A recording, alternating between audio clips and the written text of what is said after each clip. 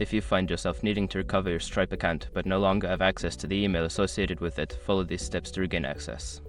Step 1. Visit the Stripe login page. Go to the Stripe website and navigate to the login page. Click on the Forgot Your Password link to start the recovery process. Step 2. Enter your account information. Input your account details, such as your business name or the phone number associated with your Stripe account. This information will help Stripe identify your account. Step 3. Contact Stripe support.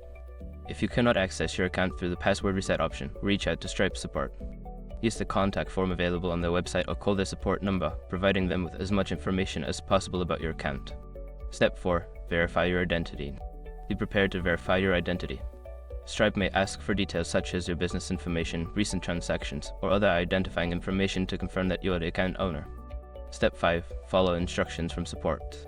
Once you have contacted support and verified your identity, follow any instructions they provide to recover your account.